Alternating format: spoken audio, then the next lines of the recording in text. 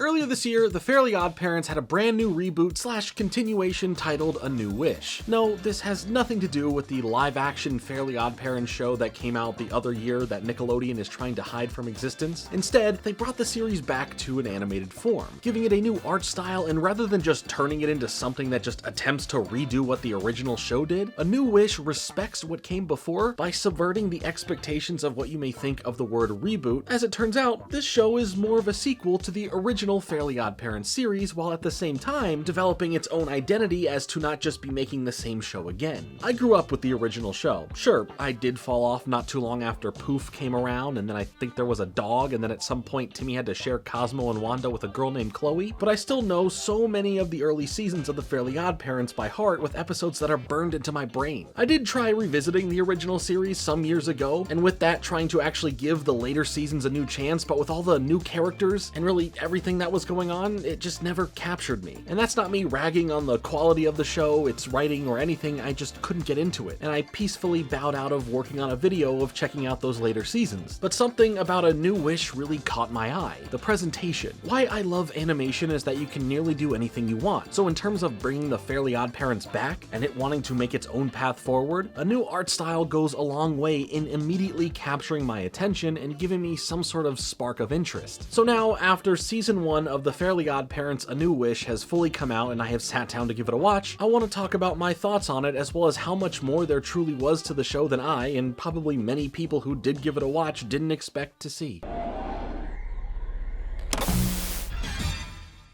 So first off, this show isn't about the kid in the pink hat anymore. Timmy Turner isn't here. He isn't your main vessel into the world, as his world had moved forward, and what we do have now is a story about a 10-year-old girl named Hazel Wells, as the woes of her life led to the familiar fairy faces of Cosmo and Wanda to come out of retirement and become her fairy godparents. Just because she is the main character that we do focus on, having that similar role to Timmy, she is in no way just a swapped out character that is trying to be the new Timmy, as we quickly get to know her and see that she is her own character. Her stories and adventures that we explore in the series are her own unique thing that involve the immediate other new side characters that are in her life, as the nostalgic side of things come from the connections to the past. Obviously, the biggest being Cosmo and Wanda, and just getting to see their story continue forward post-Timmy, and just how they're doing, but having other legacy characters make their way into the series, whether it be in a major or smaller way. I'm going to get into all of this as we continue here, but I was already interested in giving the series a shot, but what I didn't expect was to be pretty wowed by how much fun the series has turned out to be so far. Whether you are an old head like me who comes from the original series, or someone just entering the world of the Fairly OddParents through A New Wish, this show does a really good job at bridging the gap for someone like me to feel a connection with it, as it surprisingly builds upon the original show while also having its completely own identity. I guess you can say A New Wish is new-ish. Alright, I'll stick to my day job. But either way, let's take a look at what this show has to offer. The Fairly OddParents will be right back.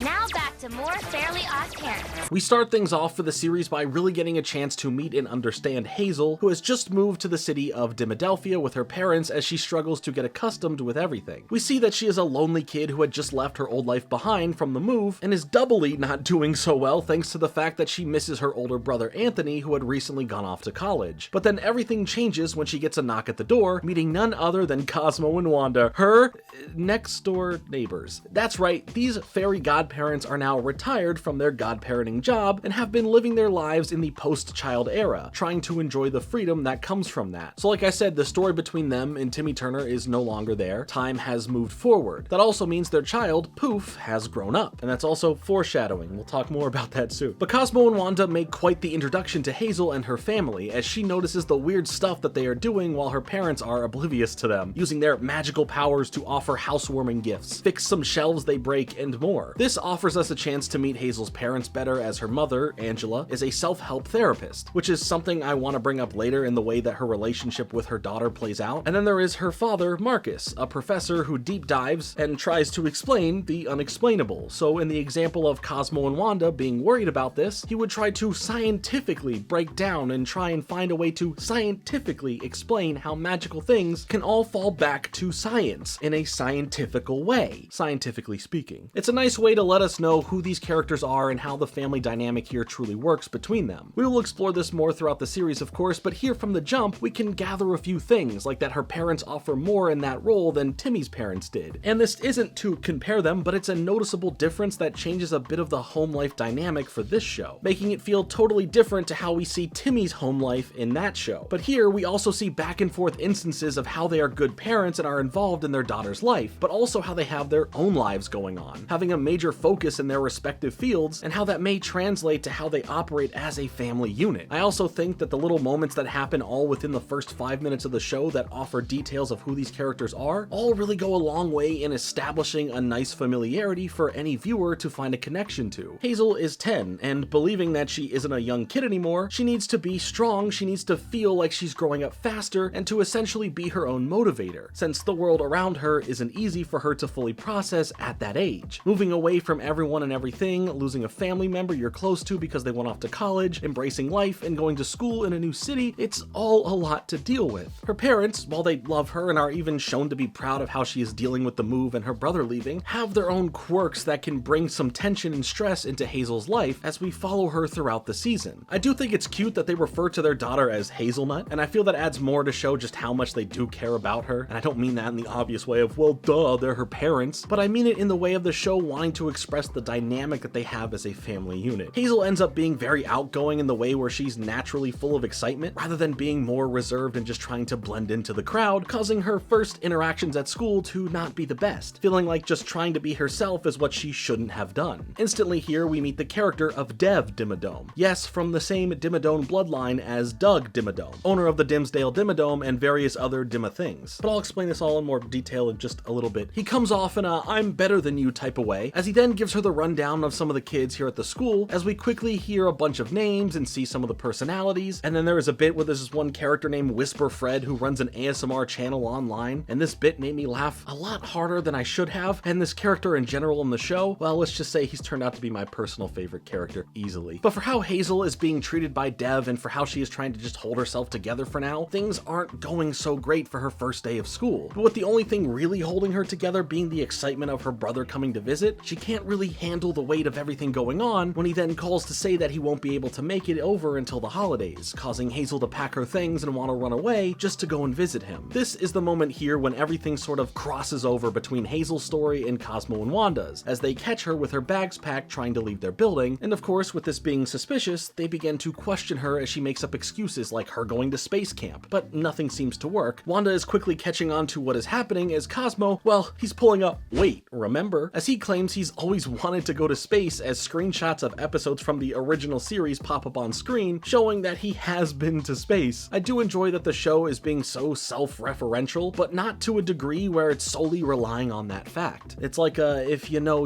type of situation. Once Wanda gets Hazel to admit what's really going on and what her plans were, Hazel has the opportunity to vent all of her frustrations, from the move to a new city, her brother being gone, and just nothing going right, as she is just tired of hiding all of her feelings. Cosmo and Wanda are on the same thinking pattern, and despite being retired, they believe that Hazel truly needs them as her fairy godparents. Before they can even finish that thought though, she's already trying to run away again, leading them to chasing her and to try and stop her from doing this and of course become her fairy godparents. Not long into the chase, Hazel nearly gives up and says the magic words of I wish, wishing for a way for her to fly over to her brother herself, causing Cosmo and Wanda to forcefully pop out their crowns, grow out their wings, pull out their wands, and make this wish a reality, turning Hazel into a fly. You know, I mean, technically, that's what she wanted, right? She wanted to fly herself over there, but you know. Anyway, after they try and introduce themselves and explain in a very body horror-esque way that they are fairies, Hazel continues to run, or fly, away as she wants no part in this, with Cosmo and Wanda now worried about the troubles that this could bring. Funny enough, the one to figure out how to stop Hazel from running away ends up being Cosmo, making him feel more like how Cosmo originally felt in the beginning of the original series. Like, sure, he's not the brightest fairy out there, but he's not useless or meant to only be a comedic relief. He's still a trusted fairy godparent, and he is shown to be more aware of his role in everything here in the series, as well as how we see his romantic relationship with Wanda feel more fleshed out, and it's just really sweet. For Hazel's issues of being a fly still though, she ends up having her own moment to process and realize things once she gets stuck in a Venus flytrap and ends up meeting an aunt named Tony, to which she makes the reference to her brother being named Anthony. But beyond that connection, this aunt ends up giving her brother-like advice after Hazel questions why he would not want to be with his colony, like in the way ants are known for being in, as he explains that exploration for food is part of his responsibilities, and sure, the other members of the colony do miss him, but they are supportive of him going off to do his job, to which he loves his job, as he can understand that even if they are separated for an amount of time, all is okay as he will always find his way back and have his colony to go to. He goes on to say that time away from them only makes him appreciate his colony more, when Hazel sadly questions what if he forgets about his colony while he's away. I love how this really brings out her own fears about her brother forgetting about her, about him going off and doing whatever, as she is stuck without him, only having the memories of how things used to be and not getting to see how her brother truly feels while he's gone. It's like the reverse of leaving the nest. While Anthony is on his own leaving the nest journey now for college, Hazel has to process and come to terms with what happens and what it feels like when the way things are begin to start changing. When a family member, like a brother who you are close with, grows up and begins his life and struggling with those feelings of thinking you're losing them and losing how things have been. All the stuff like this at the age of 10 is confusing. It probably won't make much sense, but it's the process of understanding your own feelings and learning the reality of the situation. I think it's a pretty cool angle to take and a nice way to truly introduce a character like Hazel. There's more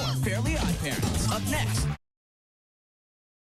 A week of brand new Fairly OddParents, Monday night at 6. In the end, from all the talking she had done with Tony the Ant, she is able to brush past her sadness and flip it into being brave and just tough for herself, realizing that she has the power to help make herself feel okay, using her fly powers to, well, fly, and save herself, along with Tony, from a gruesome death, and eventually wishing to be normal again as Cosmo changes her back and we see Tony return to his colony. After all of this, she later visits Cosmo and Wanda's apartment, seeing that it's this middle ground vessel between our world and the fairy world, as they explain to her that in retirement they wanted to try being human and what that full experience would be like as they enjoy their freedom compared to being housed in a fishbowl for 20 years, as Wanda corrects him saying it was technically only 7. Again, I like these little callbacks. They are fun and they don't ruin or take away from anything new happening, and they just add a little bit more fun to the original show. But what is really sweet is that at the end, Cosmo and Wanda are the ones who ask Hazel, despite them messing up the fly wish, if she would want these retired fairies to be her fairy godparents, and it feels so genuinely nice. It feels like grandparents getting to experience what caring for a kid is like again once their kid has a kid, you know? They wanted their retirement, they wanted time to themselves and their marriage, but they can't deny the call of a kid in need when Hazel walks right into their lives. Of course, she says yes, and that's how Hazel gets her fairy godparents. She realizes that she can focus on her life and do things on her own without needing her brother around, and that her brother is going to be fine on his own as Cosmo and Wanda finally give Hazel their introduction to being her fairy godparents. Now, I'm not going to go through every episode of the series in detail. I just think it was important to see how the series presents itself through its introductory episode. I will instead be focusing on certain things from throughout the first season. Moments that I think are worth talking about, plot points that are interesting, references that are cool, and taking a look into some of the other characters, like Jorgen von Strangle, who makes his appearance right away in the second episode of the show to test the magical bond between Hazel and Cosmo and Wanda, as we find out that Hazel was actually set to get her own fairy, and now everything is all disrupted. And Jorgen here is that fun mix of serious and silly, like he still has that menacing factor to his tone, and for how the rules need to be followed, but he looks a bit older, slightly more distinguished because of his facial hair, and looks like he would rather enjoy some golfing. His character feels very much in line with how he used to be in the original show, but maybe with a bit less of the scary factor that he had at the start of the original series. We get to see how Hazel is able to make her friend group a thing over the course of a couple of episodes, like with Jasmine, who ends up becoming her first close friend after Hazel deals with trying to act older than her age to feel more mature after feeling like she doesn't fit in amongst the others. So it was nice to see Hazel navigate those worries and end up with a genuine friend in the end, and to bond them closer, we see another episode where Hazel wants to help Jasmine face her fears. This is because of her own wants to watch scary movies with Jasmine, as she doesn't want to, so it comes from her own selfish wants to get her friend over her fears, so they can watch what Hazel wants over what Jasmine may have wanted. There is some pretty cool horror-esque animation here, and in the end, this turns into Hazel learning to be open to trying new things rather than shape the wants of others to match what she wants. Hazel learns not to manipulate others in that way, gets the bravery to try new things, and gets a close friendship with Jasmine. Not long after this episode, we see that Hazel is running a competitive sleepover against Dev, giving us a glimpse into their rivalry brewing up, as the sleepover she wants to put on is all this show to impress her friend, but also to gain a new one as we get to truly meet meet Win Harper, who everyone thinks is cool and wants to be their friend. This trio of Hazel, Jasmine, and Win become the main friend group we see for the series as it goes on. I feel it's something that builds and gets more prominent towards the back half of the season, but you see it grow more and more in a paced out and steady way. I feel like the episodes in general were paced well, going back and forth between giving us fun stories and adventures for Hazel to go on and deal with, while also getting sprinkled in more lore building, whether it's about her friends, her family, or the world around her. I like that we get to see episodes solely about her and her acceptance of herself, like her dealing with her hair, and shown in the way of her hair basically becoming sentient, with the same thing somewhat happening later on in the series with her smile, as she gets a bit self-conscious about the gap in her teeth, and gets this sentient magic tooth from the Tooth Fairy to fill in the gap. Also, yes, that is the Tooth Fairy making a return from the original series, and that was pretty cool to see. It's also fun to see how times have changed compared to when I was growing up, like with the example of the mention of manga being pretty mainstream now, and Hazel bringing a character from one of the ones she was reading to life to be her date to the school dance. And I just remember how niche it was to be into manga, at least for my experience growing up when I did. Heck, I remember being bullied for reading manga and watching anime, and the thought of that now seems like you'd be bullied for not doing either. It's just funny to think about, but in general, I love seeing more and more of this. It just warms a special little piece of my heart up. Then we really start getting into the whole Dimmadome dynamic here, as we see the relationship that Dev has with his father Dale, who in turn is the son of the Doug Dimmadome. This part was really cool though, and it all has to do with the reference that Dale makes to Dev about when he was his age, that he was trapped and forced to work for Vicky's lemonade stand, which if you go back to the episode Nectar of the Odds from the second season of the original Fairly OddParents series, there was a whole bit about a kid who is freed from Vicky's lemonade stand and gets a chance to drink some of Timmy's magical lemonade, making a wish for his dad to be there, and thanks to the wish, Doug Dimmadome comes driving in, revealing this kid to be Dale Dimmadome, Doug's long-lost son. This was kind of a heartwarming moment back then while being a random one-off gag, but now having some unexpected payoff about 22 years later was not on anyone's bingo card, I think. Although he does kind of suck in the series, and I mean that in the way of him being kind of evil and also just being a bad dad. From this point on in the series, we get to see more of how he isn't a good person or a good father, and he and his business can be boiled down to just being a parody of Amazon for the most part. Picture all of the evil and shady things a corporation can do, and yeah, he's doing that tenfold, and only cares about the business making money in any way that it can. We don't know how great of a father Doug truly was, and we don't know how his son got lost or how long he was even looking for his son, but he wasn't truly ruthless as a business person. Like, yeah, he owned a lot, and he flaunted whatever he owned and put his name on everything, but I never saw him as this evil character in the show. He's just a fun and silly side character that has this bit going on here and there and has a big hat. But I guess in the end, Dale turned out to be awful, maybe feeling a bit neglected in his life growing up, aside from the whole being missing thing, and now Dale is just ruthless. We see more of how he neglects his own son and cares about the things that he has and his business way more than Dev. So will the cycle continue? Dev is already made out to be this spoiled brat of a character, someone who can literally get anything that they could ever want, but thanks to his bad attitude, he pushes away the chances of having real genuine friends in his life. They love it when he's showing off and using his money to wow his classmates, but who cares about him as a person when he's not doing that? When we get to an episode all about everyone in the class doing something kind in order to earn a pizza party for the class, Dev does everything he can in order to sabotage it, especially when Hazel gets involved, as she genuinely wants to find a way to help Dev just do something kind, or at least look like he did. Come to find out, he wasn't doing this because he's fully evil, he was just worried about being left out even if he was kind, as he would have to watch the others eat and enjoy the pizza while he can't because he's lactose intolerant. Well, hey, so am I, but I'll still take the pizza, just with a side of tummy ache or some Lactaid. But this is quickly fixed when Hazel just tells him that they can get a special type of pizza that is lactose free, and we get to see him look genuinely happy for a moment because he can participate in this. We do get a temporary look at this as well earlier in the episode when Hazel has Cosmo and Wanda pretend to be his dad in order to trick him at one point during pizza kindness negotiations, and we see that Dev gets really happy all of a sudden when he thinks his dad has come to see him, taking time away from his busy work schedule, making him feel cared about before he then sees that it's not his dad and is saddened again. He really is looking for the approval from his dad, acceptance that he is doing something that would make him proud, and even more so, just wanting some real time with him as father and son. This will be something that boils up further and further as well, but after the ending of the pizza party and seeing Hazel and Dev get this nicer moment together, the following episode sees them being paired up in school to work together on an assignment outside of school hours. Cosmo and Wanda actually set this whole thing up as it gives Hazel a chance to really get to understand Dev better and maybe find a way to truly break through to him to be his friend. Dev is bored and sad and doesn't have much to do at home. His dad doesn't really care about him, he has no one around to hang out with, and he just spends his time inside all day alone. So when Hazel shows up and brings him outside as they have to work together, we get some really nice moments where Dev begins having fun with her in the real world, not using his tablet, not staying indoors, truly just being happy, being what feels like a normal kid. We see the rivalry that they originally had turn into this fun friendship where the assignment all along was about the magic of friendship. I really enjoy how this is all played out already and where it all eventually goes for the rest of the season. Since I feel I want to talk about this a lot here and really just get into it, let's talk about some of the other moments or one-off episodes or anything I feel I want to mention that isn't about Dev and his story here with Hazel for a moment so that we can come back and really focus on that. The brand new Fairly Odd Venture premieres today at 4.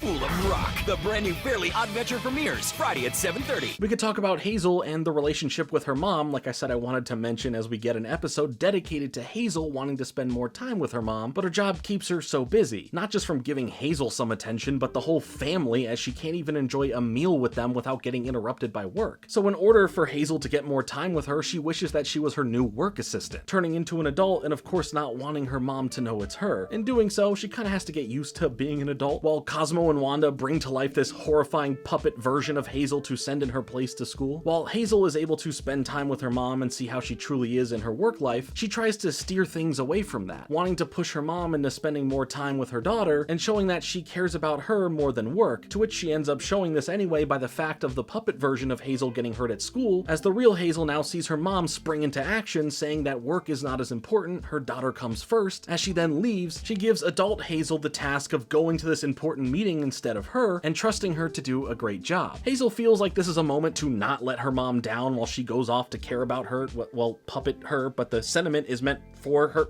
Well, you get it. Anyway, Hazel doesn't do a great job. She gets fired as an assistant, as all she wanted to do was just spend more time with her mom, but her mother, still not knowing that this is her daughter, thanks the assistant in general for helping her think outside of the box in new ways, making Hazel feel somewhat good. But in wishing to be her regular self again, her mother ends up checking in on her as Hazel apologizes for being the reason she wasn't able to go to that meeting. But her mother basically stops her right there, telling her that she would much rather have been with her than be at the meeting, making Hazel feel truly important and loved, and it's just really nice. I am happy that this didn't turn into a running gag or joke in the way of her parents, or specifically here her mom being distant and not mentally present enough in her daughter's life because work consumes her. I feel they gave Hazel enough understanding about her mother having this business side to her life, but it's not her whole life, as she cares way more about her family, but sometimes work just gets busy. It doesn't mean she doesn't care. This is also a nice juxtaposition to Dev and his relationship with his dad, who is only all about the business and doesn't have a true involvement in his son's life. There was also this scene of them getting rid of the puppet version of Hazel, where now she's just left in this void screaming, which is insanely dark and unsettling when you think about it. Now, I feel that this place is actually in a special area where unwishes go, but that gets shown in a later episode, so I'll talk about that soon. It's just at this moment and only seeing the context given,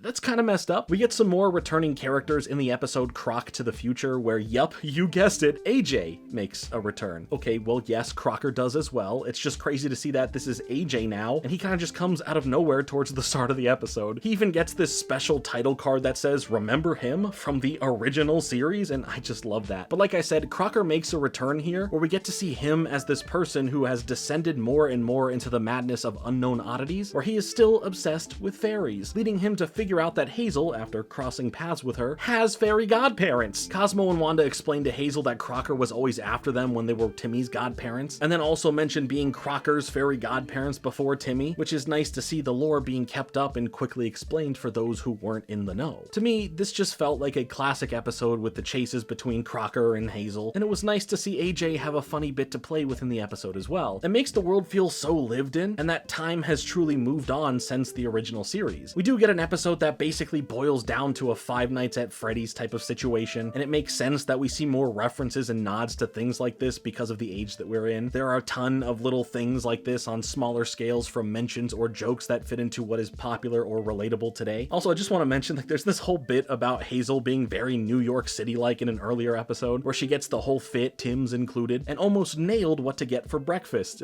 She just didn't get it the Aki way. Sure. But we do get a whole Broadway-like musical number, and hey, that's fun. Hazel also gets to be a part of helping her parents fall in love all over again when she sees that for their anniversary, they aren't really doing too much, regardless of their love still being there. So when she makes the wish for them to fall in love again gets interpreted as them not knowing each other, or Hazel for that matter. She must now help recreate the reason they fell in love, going against Cupid in a battle where he wants this other guy to win over Hazel's mom. I just think it's a sweet episode, and the fact that the song they recall falling in love to turned out to be played by Hazel while her parents come back together is just really cool. If it's in the time travel sort of way to view the whole thing, but since they all look the same, this could just all be done in a recreation type of way. But I like to think that it's done in a predestination, you know, it was meant to be, things happen for a reason, it's a time loop type of thing. Also, here's yet another video where I recommend the underrated movie Predestination. How has it been 10 years since this movie has come out? Why do I keep mentioning this film in my content? These are questions that don't matter in the slightest. We also get time with Hazel expressing her interest in becoming a geologist for her future career path, showcasing her knowledge and special interests of rocks, while we meet these rock monsters that have the same design as the ones from My Life as a Teenage Robot, as we also get an episode that showcases her special interests in only enjoying eating French fries. But what is cool is at the end of one of the episodes where she had a performance on stage, her family came to see her and show support, but along with them is none other than her brother Anthony, leading to him pretty much being around more often throughout the rest of the series. Right away, in the following episode, Anthony talks about his college life, showcasing moments in a slideshow to his family where Hazel gets a bit jealous that her brother mentions this other girl from the photos as being his friend and showing how much fun they were having together. After storming out of the area and into her room, she finds the old board game that her and Anthony made a long time ago, reminiscing on them playing it together, so she then makes a wish to really immerse her and her brother into this game Jumanji style so that she gets to spend time with him and make things feel a bit like they used to. When things here get dangerous though, they aren't able to leave until they cross the finish line, so they must work together and play the game, but as time goes on, they become more at odds as they each get to a moment where they break down at one another. We see Hazel start going back to how she felt in the first episode, holding on to how it used to be, but the real person who needed to let it out was Anthony, who goes into how he truly feels being away from home. He's tired of the bad food at his school, he's annoyed at his roommates snoring every night, and he's filled with anxiety over not being able to tell the girl in the photos that he was having fun with that he likes her and wants to be more than just friends. Once Hazel sees him tearing up and expressing what's going on, they both come to a better understanding of each other and realize that they both have stuff going on and ultimately just miss each other. This also gives Hazel a chance to see that Anthony is out there and doing the best he can, but even still has his own stuff going on that he needs to navigate. An episode like this was definitely needed for Hazel to better understand what she was finally getting in the first episode, just this time getting the payoff of seeing her brother and learning that he hasn't pushed away their friendship, he's just dealing with his own life, much like she is right now. There are some more fun standout episodes like her making her life a paranormal investigator show, like the totally fake ones you see on TV, as she and her dad are left at home and end up dealing with a supposed specter. And then there's also this episode that puts Hazel in a time loop to undo an embarrassing moment that happens to her at school. She ends up messing things up worse and worse, causing her to continuously redo this moment, and so much so that it ends up breaking the time-space continuum. But there are two big lessons here. The main and most important one is where she learns to be comfortable with being uncomfortable, and this type of advice ends up coming from her teacher who, while not being super important to the plots and episodes when he's around, truly understands the feelings Hazel is experiencing, helping her build that confidence to not run from the embarrassment, but just move on from it instead of dwelling on it. It only becomes this larger ball of anxiety that only you have to deal with. The other lesson, well, every cereal needs a jingle, and to spark this whole time loop, Hazel eats this special time loop cereal where we get a fun little jingle for it. And hey, that's great, but no matter what, Meatloaf Crunch's jingle will never be beat. Whoop-dee-dee,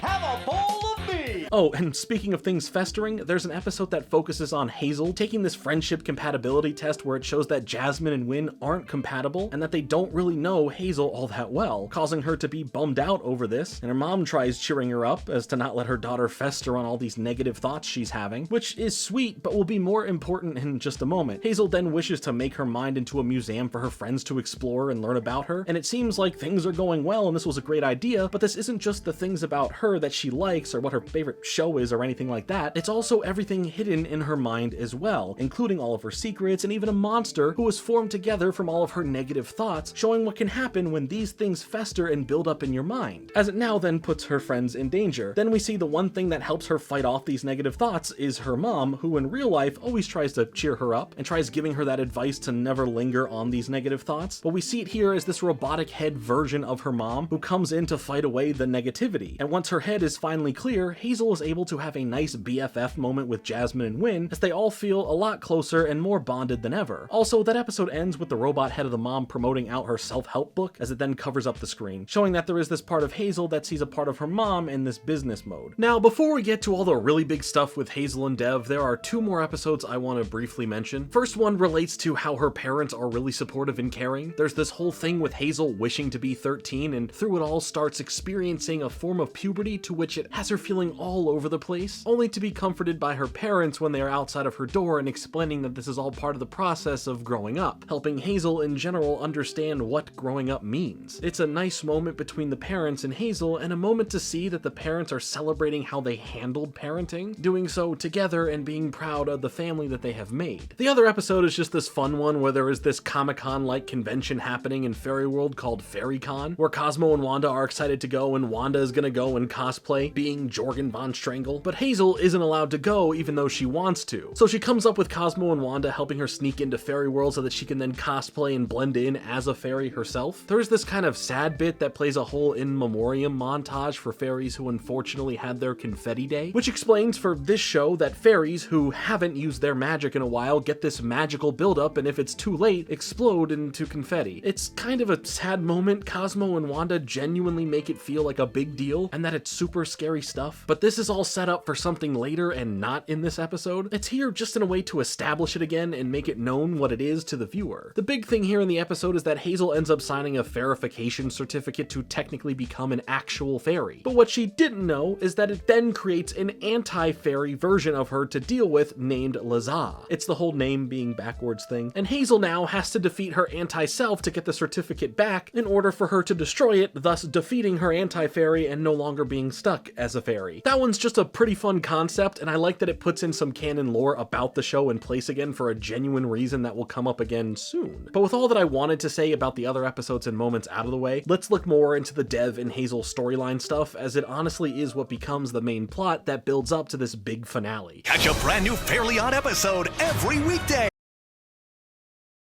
It all starts Monday, July 7th at 3. We pick things back up within the episode Lost in Founders Day, where we see the relationship between Dev and his dad getting worse. There is this glimmer of hope that when this statue of the most important thing to Dale is going to be unveiled, that Dev thinks it's going to be about him, because why wouldn't the most important thing above all else to Dale be his son, you know? Well, I'll tell you what is more important to him than Dev, and that's his lucky boots, which I feel is just this fashion statement like how his dad, Doug, had the iconic massive hat. Dale, well, has these boots, and the statue is of them and not his son. This, of course, really crushes Dev, as he then finds out more and more about who his father really is when it comes to business over anything else. In fact, when Hazel is picked up as an anomaly that doesn't need anything consumerist on Dale's scanners to figure out how to make more money and sell things, he sees this as a problem and goes after her, as Dev then jumps in to save Hazel from being found by his father. He even borrows this special founder's hat that Hazel had won earlier in order to keep her safe, but in the end, after he successfully does so, Hazel doesn't understand why any of that happened and why Dev is acting so weird, and only going off of learning about how bad his father is as a person, she tells him that he's just like his father, not giving Dev a chance to speak and explain like he wanted to, as he was doing the right thing. He realized what was important to him and saw Hazel as a genuine friend, but with Hazel cutting him off, saying what she said and leaving, this pushes him to feel even lower than ever. Like, it's heartbreaking and could really set up the perfect villain story here, as we then see him in his room by himself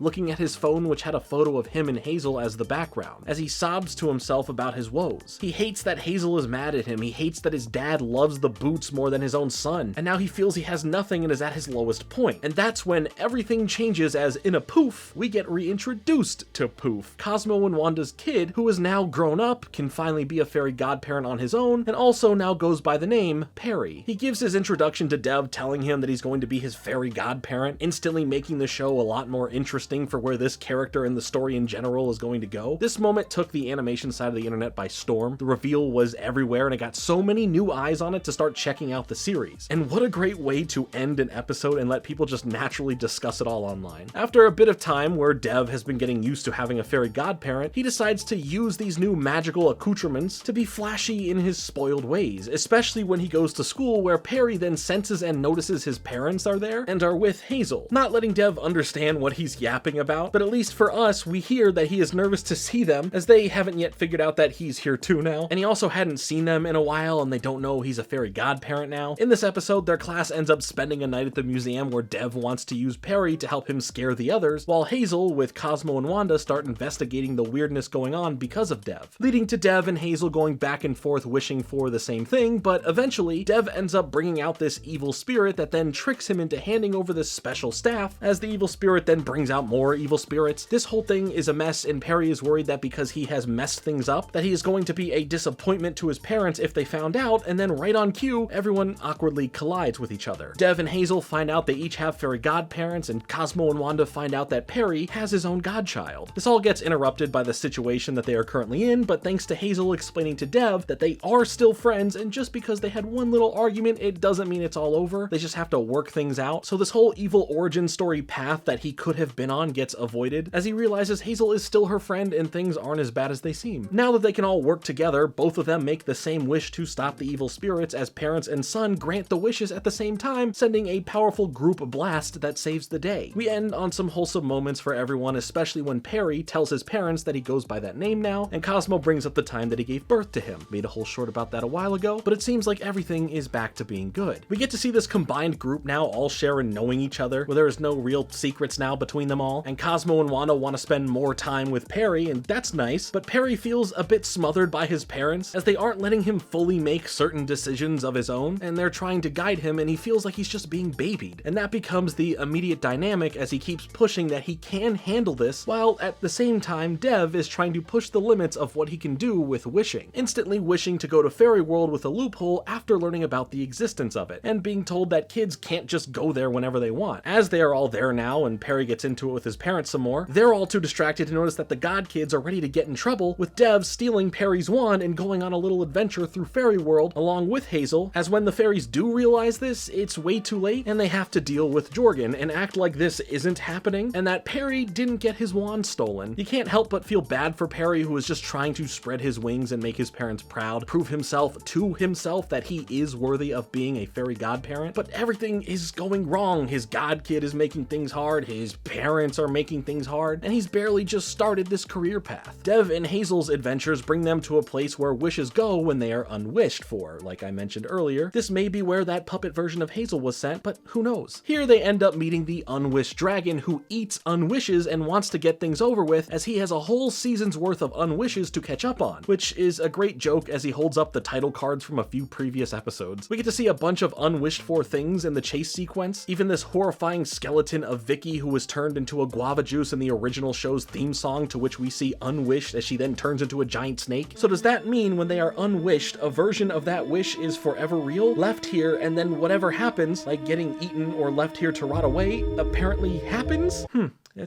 That's pretty dark. Lots to think about. But I don't want to think about that anymore. I want some energy to keep things moving forward. So let me take a quick Gamer Subs break. If you want some Gamer Subs too, use my code FRINGE for 10% off of any purchase you ever make. It helps support the channel, you save some money, and I appreciate the heck out of you. Click the link down below to sup it up. Cheers. Thanks to Dev and Hazel working together, they overfeed the dragon with a bunch of unwished for items, as the dragon then learns that these are god kids and doesn't want to get in trouble with Jorgen for eating them, or any more of them. So he helps bring them back and everything is all good once again. Jorgen isn't even aware of what truly happened. The kids are safe, and that was still just a dead version of Vicky, right? Like, that's messed up, yeah? Anyway, Perry ends up apologizing to his parents in the end, saying that this is his fault for everything that happened and that he should have listened to his parents. Cosmo and Wanda tell him that it's also their fault, as they were being too clingy and were trying to control too much of how Perry goes about things instead of just letting him do it himself. Hazel takes some responsibility for going along with with Dev's plans, and Dev, well, he's just happy that they all learned something, taking no responsibility for anything that he did. At least it was nice and a huge growth point for Perry, which is something I like about the show. We get a good amount of time getting to focus on bits of development for others that aren't Hazel, while still getting time with Hazel and seeing how her character is developing. Speaking of Vicky though, we have some fun in the next bit as it's a special episode about Dev's birthday where Hazel comes over to celebrate, but Dev's mainly bummed because his father isn't home to celebrate with him. Also, we can see that Dev and Perry aren't doing the best together. Perry seems pretty drained dealing with Dev's wishes and attitude, so Cosmo and Wanda kind of hang with him as the party goes on. But for Dev's birthday, his father sent over a princess actor, as it turns out to be Vicky, who does the Vicky thing of noticing the money that can be made by putting these kids to work for her, putting Dev in a situation much like his father when he was working like this for Vicky's lemonade stand. Man, how old is Vicky? She's really out here still being a menace. The fairies are off on their own in the house at the same time this is all happening, as they then uncover something pretty wild, and that's Dale's secrets of him tracking Hazel to try and understand how she can have everything she needs and not be influenced to buy things, as they are now worried that this means it will all somehow come back to them just being these fairies behind it all and being exposed to the public. Hazel starts planning a series of ways to get back at Vicky and escape the situation that they're in, and in this episode there was already a reference to Chip Skylark's hit single Icky Vicky, but the best part is that they actually play the song during this getting back at Vicky sequence. It's amazing. During this, Dev shows that he does care for Hazel as a friend, saving her from Vicky and then following her down as she falls into her father's secret room, where the fairies learn that Vicky is here and catch the god kids up on who she is, and you can tell Perry is having flashbacks from when he was a baby. After dealing with her, they then also learn about Dev's father's plans, as Dev starts putting the pieces together in a wrong way, as he thinks Hazel has been someone who used her fairies to trick him into a friendship, and that his dad cares more about figuring her out than just caring about his own son, putting him back on the villain arc path. This causes Dev to push Hazel around, and beyond that, telling Perry to leave him alone as he starts having a breakdown over all of this information. Another pretty sad way to end an episode and where they are taking this character. You can genuinely understand why he feels this way, why he is angry, where his pain is coming from, how he can see things in the way that he does. It's a lot, and it's only going to get worse. Poof versus Poop Week, starting tomorrow night at 7.